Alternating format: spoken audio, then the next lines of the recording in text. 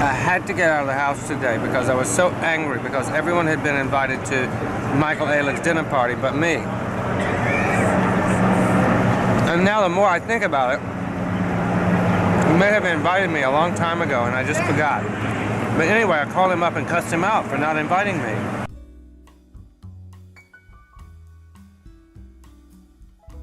Nelson Sullivan recorded a jaw-dropping 1,200 hours of footage of his life in New York City almost 10 years before cell phones were starting to sweep the world, and over 20 years before vlogging content became a staple on the internet. In fact, some historians argue Sullivan's work influenced the creation of YouTube itself. While his life was amazing, his death was both tragic and a bit absurd. Sullivan was way more than your average vlogger you'd find these days. His content was more like looking at the personal life of an 80s rock star like Freddie Mercury, parties, music, celebrity cameos, and so much more. He led an amazing life, but is he really the grandfather of YouTube? Who was Nelson Sullivan? And did the man who predicted the age of YouTube also predict his own death? Although Sullivan left his mark on history in New York, he was born on the west coast of Southern California, where he studied classical piano before moving to New York in the 70s. After he moved, he got a job working at a music store called Joseph Paddleson Music House that's conveniently located right behind the legendary Carnegie Hall. Sullivan lived a semi-normal life for around 10 years before his inspiration struck. At first, he wanted to write a great American novel like Charles Dickens, but something didn't feel right. It turns out, he was heavily influenced by the famed artist and creator of the pop art movement, Andy Warhol. Warhol used a tape recorder to catalog his own romps through high-class urban nightlife. That's when it hit him. Why write when he could turn on a video camera and transport the audience directly to the scene? Warhol's own diaries also weren't afraid to be boring, which helped Sullivan stay in the moment for an authentic viewing experience instead of constantly and artificially pushing in the action. This raw and unedited approach was what drew audiences to him, and is a stark contrast to the jump cuts and high production value of contemporary vloggers. Sullivan started his daily vlogging in 1983 as he went to nightclubs like the Pyramid Club, the Tunnel, Area, Limelight, and Saint, while also exploring the East Village culture. He immersed himself in political interests, took us on a tour of art galleries, invited us to parties at his own pad, which would become the hangout for Sullivan's regular crew. Sullivan's escapades introduced him to a ton of colorful and unique people like his own hero Andy Warhol, who showed up at Ferrucci, an Italian fashion store. He had attended the Pyramid Club, which featured drag queens like Lady Bunny, Taboo, and even the famous RuPaul from RuPaul's Drag Race. It's crazy to see a young RuPaul walking the streets of the Big Apple wearing football shoulder pads covered in toilet paper. Nelson Sullivan's vlogs also helped highlight a number of musicians that either never made it, fizzled out, or have since passed away, like Dean Johnson. Johnson was a big figure in the night scene of New York from the 1980s into the early 2000s, but he was so much more than a promoter. He was also a cross-dressing musician who laid the foundation for an entire subgenre and culture called queercore that rose out of East Village. Johnson also sang for the Velvet Mafia and Dean in the Weenies, before succumbing to a suspicious drug overdose in Washington, D.C. in 2007. Sullivan's vlog is one of the few surviving pieces of media chronicling Johnson's life. He partied with Michael Party Monster, and in 1985, he walks with Miss Margie, otherwise known as Margie Thorpe, and her friend Lisa, as they walk through the rundown parts of East Village, saying hi to friends along the way. Nelson even coined the classic dog walking vlog as he took his pooch Blackout on walks through the eerie empty streets of the meatpacking district. In another one of his videos from 1983, he introduces his cat Douglas and also shows off a bathroom at Mary Kay. That same year, he also got footage of the Gay Pride celebration. He also explored some truly unsettling locations, like back alley slums and an empty Hudson River pier. Sullivan's art of the vlog also evolved over the course of his career. His early works were more of a point of view experience with minimal interaction from the man himself. But in 1987, he began flipping the bulky camcorder around long before selfie cams existed to put himself in front of. Long before selfie cams existed to put himself front and center of the occasion. It was a struggle. Sullivan first began recording on a massive VHS camcorder that was so heavy it gave him a hernia.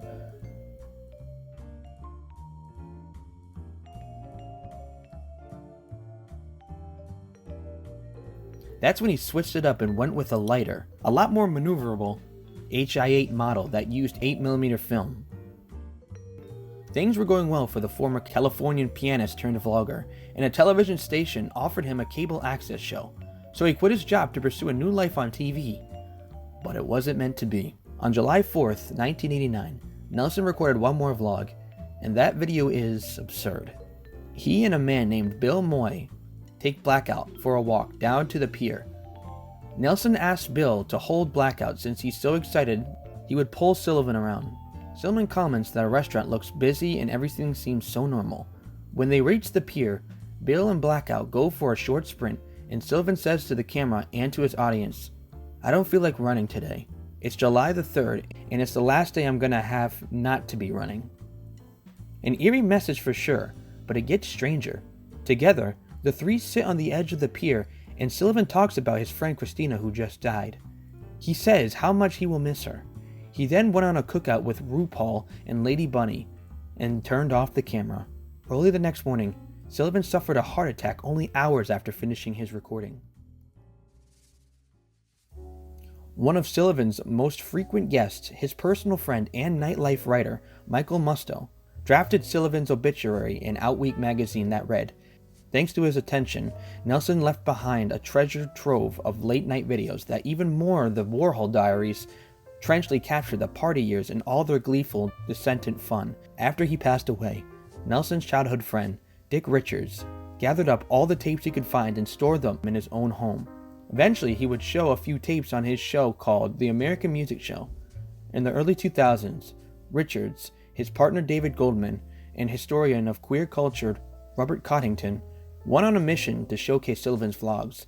They sent Sullivan's work to film festivals and set up art exhibitions on 4 different continents, and they even created a YouTube channel, the Fifth Avenue Project, named after Nelson Sullivan's home address during his wild nights in New York.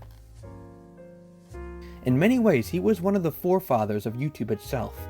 Early YouTube was almost entirely home videos of randomness and inside jokes that were meant to be shared with friends and family. Because back then, before the rise of the almighty algorithm and the social media boom, those were the only people who would see your videos. It's unlikely that many people started their YouTube channels with Sullivan in mind, but his work would have felt right at the home of the early days of YouTube. He was really ahead of his time, and visionaries who are that far ahead often go underappreciated in their own lifetime. With the similarities to YouTube laid out, it begs the question, did we really get an authentic Sullivan experience? Not to accuse him of being fake, but we have all seen the persona some vloggers use to paint their lives with brighter colors. Then there's the perspective of the people in his videos. People these days can still feel incredibly uncomfortable, verging on going full meltdown if they're randomly filmed. But back then it was completely unheard of.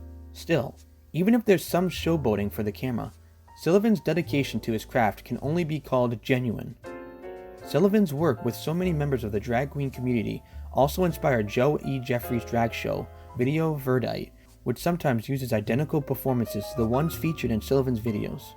Back in September of 2013, the Fails Library and Special Collections brought the Nelson Sullivan Video Collection for the Downtown Collection that features spotlights of various icons who played central roles in a variety of different New York subcultures.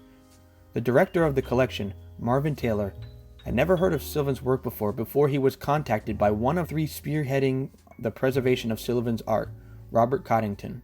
Marvin Taylor had this to say about the vlogs. "Oh, this is unbelievably amazing. Not just his documentation of the club scene in the 80s, but also because of Nelson's work himself as this queer artist very consciously floating through the scene." Director Marvin Taylor thought Sullivan's work in preserving the nightclub scene was extremely important, because these weren't ordinary clubs where people go to get wasted and twerk. While there were plenty of booze and drugs, sure, the real value of this scene is at this place and time was the people. The people featured in Sullivan's vlogs were artists, visionaries, people who went to define entire artistic and cultural movements. Nelson's work also feels like a bittersweet send-off to the pre-internet age. Sullivan's work captured a totally different atmosphere than what we're used to. He was in a rare place in time. Today, we would probably have millions of small subcultures on the internet, But back then, it was incredibly rare for such a vibrant subculture to flourish, with so many meaningful connections with brilliant minds all sharing sense of community and identity. Sullivan's story is a surreal window into a different time, with much of the landscape of New York City barely recognizable. It's both a fitting memory for all those blackout nights, while also a Macaulay farewell to a time that's now long gone. Nelson Sullivan will definitely be remembered for his mark on the LGBTQ+ community, his influence on contemporary media, and his bizarre death. Very lively friends. I'm going to try to get some of them to come back here and talk to us. But first, I have what I promised. We're in Mary Kay's bathroom, and it's very white in here. All white, as a matter of fact. A little off-white. We have, if I'm correct, a green toilet seat cover, a copy of Vogue magazine and the LLB magazine. This is a typical Upper West Side bathroom on Riverside Drive. The walls are thick in these old apartments, and there are nice tiles everywhere in the bathrooms and kitchen, but as you can see, the building is old. I can be a child. Some woman on the plane asked me last night if I was married. And you said yes. You're always supposed to say yes. Of course I'm married. Married and singular. Whatever you do, you want to get out more information. We're going to go in here to McDonald's. I guess I'll put my camera down. I want to embarrass Dick to death at McDonald's in South Carolina. We're still Georgia. You know how people think about it. You know how people feel the about tourists come here all the time, so people would be it. Really? always. Well, people think it's funny when you do that kind of thing. Are you going to go to the bathroom? No, I don't think so. Hello. All right. Yeah. My stomach hurts, but it's more because I'm hungry than I am because it's got stitches in it. Yeah.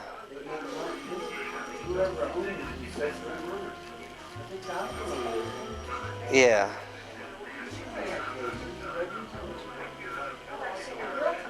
Well, I'm gonna watch TV all night. I'm gonna stay up and have a good time. They're running all the way out there to the end of the pier, but I don't feel like running today. It's July the 3rd, and it's the last day I'm gonna have not to be running. I've always loved these piers on the west side. I think they're slated for destruction, and I think that's a terrible thing. It really is beautiful here on the pier on the west coast of Manhattan. I used to come out here every day, even before I had the dog, back in the early 70s. And at times, in the mid and late 70s, this was in the early 80s too, a very, very busy sunbathing area. Everybody came here. In the afternoon, people would come and write poetry and read books and meditate. It was really, really beautiful.